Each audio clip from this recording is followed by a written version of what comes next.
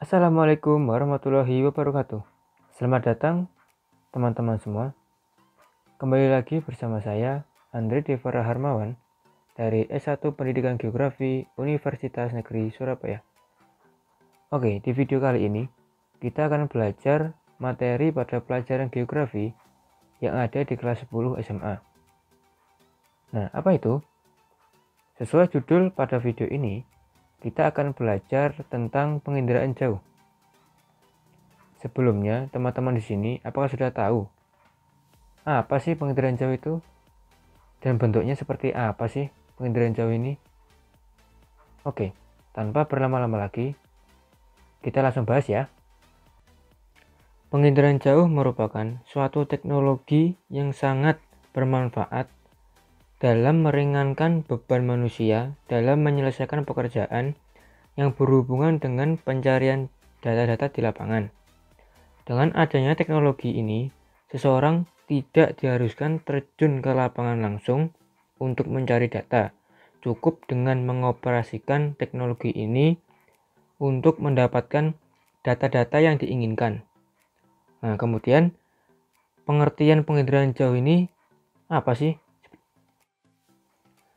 Pengertian penginderaan jauh atau remote sensing berdasarkan beberapa ahli seperti Nielsen dan Kiefer pada tahun 1979 yang menerangkan bahwa penginderaan jauh adalah ilmu dan seni untuk memperoleh informasi tentang objek, daerah, atau gejala dengan jalan menganalisis data yang diperoleh dengan menggunakan alat tanpa kontak langsung terhadap objek, daerah, atau gejala yang dikaji. Secara umum, penginderaan jauh memiliki arti cara memperoleh data dan informasi tentang objek atau sasaran yang ada di permukaan bumi dengan menggunakan alat yang biasa disebut dengan sensor dan dipasang pada sebuah wahana, baik wahana udara, wahana luar angkasa, dan dilakukan dengan tanpa kontak langsung dengan objek yang diambil. Kemudian, dalam pengoperasian penginderaan jauh di sini terdapat komponen-komponen yang saling terkait satu sama lain. Komponen-komponen tersebut sangat berpengaruh terhadap berjalannya teknologi penginderaan jauh ini. Lalu, komponen-komponen tersebut apa aja sih? Ya, komponen tersebut yaitu sumber tenaga, atmosfer atau lapisan udara, interaksi antara tenaga dan objek, sensor dan wahana, perolehan data, dan pengguna data. Komponen penginderaan jauh yang pertama adalah sumber tenaga. Apa sih sumber tenaga? Dalam perekaman sensor penginderaan jauh di permukaan bumi, pastinya membutuhkan energi yang dapat memantulkan gambar objek di permukaan bumi agar objek tersebut dapat direkam. Nah, sumber tenaga dalam proses inderaja terdiri dari sistem pasif yang menggunakan sinar matahari sebagai sumber tenaga dan sistem aktif yang menggunakan tenaga buatan seperti gelombang mikro. Komponen berikutnya yaitu adalah atmosfer atau lapisan udara. Atmosfer adalah lapisan udara yang terdiri atas berbagai jenis gas, antara lain karbon dioksida, nitrogen, dan oksigen.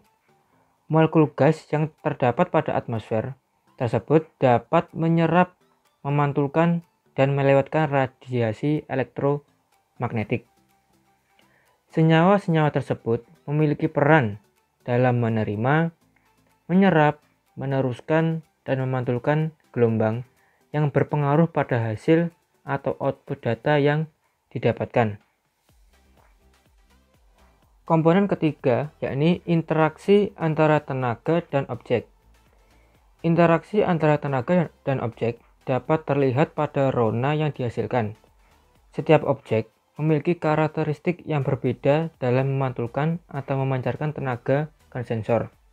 Nah, kegunaan dalam interaksi antara tenaga dan objek harus dipelajari karena agar informasi yang diinterpretasikan tidak bias atau bahkan salah. Nah, tiap-tiap objek memiliki karakteristik masing-masing ketika memantulkan gelombang ke sensor dan akan berpengaruh pada output hasil foto yang didapatkan seperti rona, warna, kemudian komponen-komponen lain yang terdapat pada hasil foto udara. Dapat teman-teman lihat, di sini terdapat gambar yang merupakan ilustrasi dari adanya interaksi antara tenaga dan objek. Kemudian, komponen yang keempat adalah sensor. Sensor merupakan alat pemantau yang dipasang pada sebuah wahana, baik pesawat maupun satelit. Berdasarkan proses perekamannya, sensor dapat dibedakan menjadi dua, yaitu sensor fotografik dan sensor elektronik. Sensor fotografik merupakan sensor yang merekam objek geografi melalui proses kimiawi dan hasilnya berupa foto. Dan sensor elektromagnetik merupakan sensor yang bekerja secara elektrik dalam bentuk sinyal. Komponen berikutnya adalah wahana. Wahana adalah kendaraan atau media yang digunakan untuk membawa sensor guna mendapatkan data-data inderaja. Wahana dibagi menjadi 3 jenis, yaitu pesawat terbang rendah, di mana pesawat ini beredar atau mengudara antara ketinggian 1000 sampai 9000 meter di atas permukaan bumi. Kemudian pesawat terbang tinggi, di mana pesawat ini mengudara pada ketinggian lebih dari 18.000 meter di atas permukaan bumi. Dan yang ketiga ada satelit, merupakan wahana yang peredarannya antara 400 sampai 900 km di luar atmosfer bumi. Sensor dan wahana memiliki karakteristik yang berbeda, seperti karakteristik spasial, lebar sapuan, karakteristik spektral, resolusi temporal, dan resolusi radiometrik. Jadi, sensor dan wahana ini akan disesuaikan dengan data-data yang akan kita ambil dan menggunakan sensor dan wahana yang pastinya memiliki karakteristik yang berbeda-beda sesuai dengan peruntukannya. Selanjutnya yaitu perolehan data. Data yang diperoleh dalam melakukan penginderaan jauh dapat berupa data manual maupun data numerik atau digital. Yang pertama yaitu data manual. Ya, ini diperoleh melalui interpretasi citra. Guna melakukan interpretasi citra secara manual dapat diperlukan alat bantu yang dinamakan stereoskop. Nah, stereoskop ini yaitu alat untuk melihat kesan 3D atau 3 dimensi pada foto udara. Dan kemudian ada data numerik atau digital. Ini diperoleh melalui penggunaan perangkat lunak atau software yang ada dalam komputer khusus penginderaan jauh. Seperti Google Search Engine, Google Maps, Google Earth, dan sebagainya. Komponen selanjutnya yaitu pengguna data. Pengguna data merupakan komponen yang sangat penting dalam sistem inderaja, yaitu orang atau lembaga yang memanfaatkan informasi hasil penginderaan jauh. Jadi, kunci dari berjalannya sistem penginderaan jauh yakni terdapat pada manusia yang menggunakan data penginderaan jauh tersebut. Data hasil inderaja jadi akan menjadi informasi yang bernilai lebih jika seseorang memahami asal-usulnya, seperti mengerti cara menginterpretasi, menggunakan cara yang paling tepat dalam penggunaannya. Kemudian, pengguna data merupakan komponen penting dalam penginderaan jauh, karena komponen ini menentukan data diterima atau tidaknya hasil penginderaan jauh pada sebuah aplikasi. Jika tidak ada pengguna data yang mumpuni dalam penginderaan jauh, maka semua yang dilakukan dalam memperoleh data menggunakan teknologi penginderaan jauh akan sia-sia. Oke, itu tadi merupakan penjelasan dari komponen-komponen yang ada dalam pengoperasian penginderaan jauh atau remote sensing. Untuk selanjutnya, kita akan membahas tentang jenis-jenis citra yang ada dalam penginderaan jauh. Nah, di sini terdapat dua jenis citra yang dipakai dalam penginderaan jauh, yakni ada citra foto dan citra non-foto. Dalam penginderaan jauh, output citra foto biasanya disebut dengan foto udara atau potret udara. Citra foto udara dibagi menjadi 5, yakni berdasarkan spektrum elektromagnetik, berdasarkan arah sumbu kamera, berdasarkan jenis kamera, berdasarkan warna yang digunakan, dan berdasarkan wahana yang digunakan. Oke, untuk yang pertama kita akan membahas tentang citra foto udara berdasarkan spektrum elektromagnetik. Berdasarkan spektrum elektromagnetik yang digunakan dalam citra foto dibagi menjadi 4 jenis, yaitu ada citra foto pankromatik, ortokromatik, ultraviolet, dan inframerah. Nah, yang pertama kita akan membahas tentang citra foto pankromatik. Foto pankromatik adalah foto yang menggunakan seluruh spektrum tampak mata, mulai dari warna merah hingga ungu. Nah, kepekaan film ini hampir sama dengan kepekaan mata manusia. Foto pankromatik dibedakan menjadi dua, yaitu pankromatik hitam putih dan foto inframerah. Nah, dalam foto pankromatik ini biasanya digunakan dalam berbagai bidang, baik di bidang pertanian, di bidang kehutanan, di bidang sumber daya air, di bidang perencanaan kota dan wilayah, di bidang penelitian ekologi dan hewan liar, dan bahkan evaluasi dampak lingkungan. Kemudian yang kedua yaitu citra foto ortokromatik. Nah, foto ortokromatik adalah foto yang dibuat dengan menggunakan spektrum tampak dari saluran biru hingga sebagian hijau, memiliki panjang gelombang 0,4 sampai 0,56 mikrometer. Nah, cirinya banyak objek yang bisa tampak jelas pada foto ini. Dan foto ini biasanya bermanfaat dalam studi pantai karena filmnya peka terhadap objek di bawah permukaan air hingga kedalaman kurang lebih 20 meter. Selanjutnya yaitu citra foto ultraviolet. Foto ultraviolet adalah foto yang dibuat dengan menggunakan spektrum ultraviolet dekat dengan panjang gelombang 0,29 mikrometer. Cirinya yaitu mudah untuk mengenali beberapa objek karena perbedaan warna yang sangat kontras. Nah, foto ini baik untuk mendeteksi tumpahan minyak di laut, membedakan atap logam yang tidak dicat, jaringan jalan aspal, batuan kapur, dan juga untuk mengetahui, mendeteksi, dan memantau sumber daya air. Kemudian ada citra foto inframerah. Ya, inframerah ini yaitu foto yang dibuat dengan menggunakan spektrum inframerah dekat dengan panjang gelombang 0,9 sampai 1,2 mikrometer.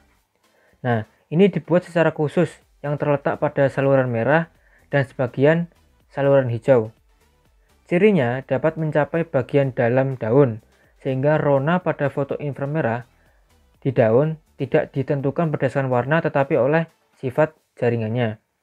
Nah, foto inframerah berwarna banyak digunakan dalam bidang kemiliteran dan bidang pertanian dan kehutanan. Kemudian, citra foto berdasarkan arah sumbu kamera. Nah, ini ada foto vertikal dan foto condong.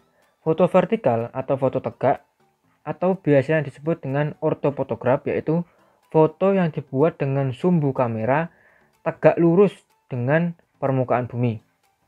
Keunggulan dari foto tegak yakni gambar yang dihasilkan serupa dengan peta dan memiliki skala yang tetap. Kekurangannya yaitu penampangan penutup atasnya. Kemudian ada foto condong. Nah, foto condong sendiri yaitu foto yang dibuat dengan sumbu kamera menyudut terhadap garis tegak lurus ke permukaan bumi. Sudut ini umumnya sebesar 10 derajat atau lebih besar. Tetapi bila sudut condongnya masih berkisar antara 1 sampai 4 derajat, foto yang dihasilkan masih digolongkan sebagai foto vertikal. Nah, foto condong dibedakan menjadi dua, yaitu foto agak condong atau low oblique photograph, yaitu foto yang apabila masih ada atau tampak cakrawalanya. Selanjutnya yaitu citra foto berdasarkan jenis kamera yang digunakan. Nah, jenis kamera yang digunakan dalam citra foto dapat dibedakan menjadi dua, yaitu foto tunggal dan foto jamak. Foto tunggal yaitu foto yang dibuat dengan kamera tunggal. Tiap daerah liputan foto hanya tergambar satu lembar foto. Kemudian ada foto jamak, yaitu foto yang dibuat pada saat yang sama dan menggambarkan daerah liputan yang sama. Oke, selanjutnya yaitu citra foto berdasarkan warna yang digunakan. Ini dibagi menjadi dua, yaitu foto berwarna semu dan foto berwarna asli. Kalau foto berwarna semu atau false color, foto ini warna objeknya tidak sama dengan warna foto. Misalnya, pada foto suatu vegetasi berwarna merah, sedangkan warna aslinya adalah hijau. Kalau foto berwarna asli atau true color, dalam penggunaan foto ini lebih mudah karena foto yang tergambar mirip dengan objek aslinya. Kemudian, yaitu citra foto berdasarkan wahana yang digunakan. Nah, ini ada dua juga, yaitu foto udara dan foto satelit. Kalau foto udara dibuat dari pesawat atau balon udara. Kemudian kalau foto satelit dibuat dari satelit. Baik, selanjutnya kita akan membahas tentang jenis-jenis citra dalam penginderaan jauh lainnya, yaitu citra non-foto. Citra non-foto merupakan gambaran kenampakan muka bumi yang dihasilkan oleh sensor bukan kamera. Citra non-foto diperoleh dari perekaman objek melalui penyiaman atau scanning.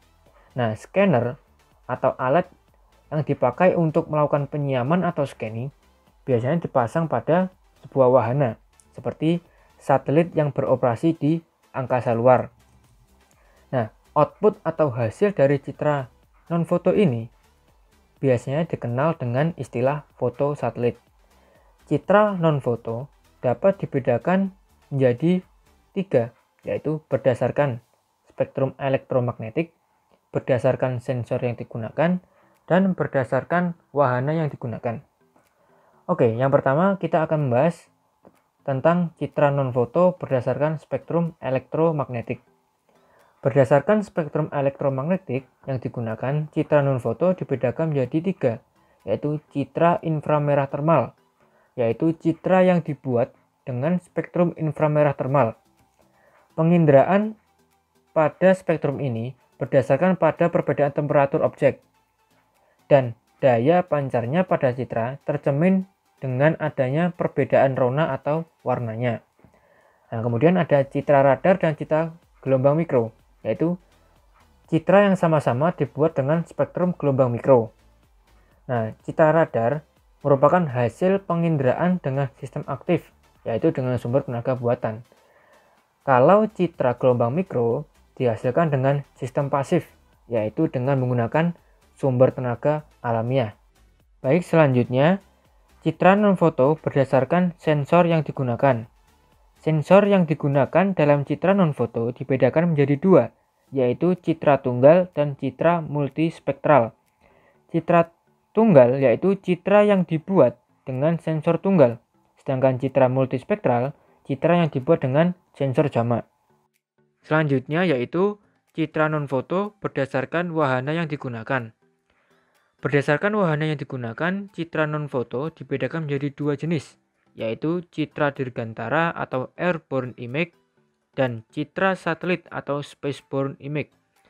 Citra dirgantara yaitu citra yang dibuat dengan wahana yang beroperasi di udara, biasanya dipasangkan pada pesawat-pesawat yang memiliki kemampuan di atas rata-rata, seperti mempunyai daya jelajah yang tinggi dan mampu terbang di atas ketinggian pesawat-pesawat sipil. Kemudian citra satelit, yaitu citra yang dibuat dari antariksa atau angkasa luar. Nah, citra satelit sendiri dalam penggunaannya dan pemanfaatannya banyak digunakan di seluruh dunia. Seperti citra satelit untuk penginderaan planet. Nah, biasanya ini nama citra satelitnya yaitu citra satelit Viking dari Amerika Serikat dan citra satelit Venera dari Rusia. Kemudian pemanfaatan citra satelit untuk penginderaan cuaca, yaitu contohnya ada NOAA dari Amerika Serikat dan citra meteor dari Rusia. Selanjutnya ada citra satelit untuk penginderaan sumber daya bumi. Contoh citra yang dimiliki oleh negara-negara di dunia yaitu ada Landsat dari Amerika Serikat, Soyuz dari Rusia, dan Spot dari Prancis. Dan citra satelit untuk pemanfaatan penginderaan laut yaitu ada citra Seasat dari Amerika Serikat dan citra MOSS dari Jepang. Baik teman-teman semua, itulah pemaparan materi penginderaan jauh yang dapat saya sampaikan. Semoga video yang saya buat untuk teman-teman semua dapat bermanfaat dan berguna bagi kalian. Tetaplah semangat dalam belajar dan tetap menjaga kesehatan. Dan jangan lupa like, komen pada video ini, dan subscribe jika belum. Mohon maaf jika ada kesalahan yang saya perbuat dalam video ini.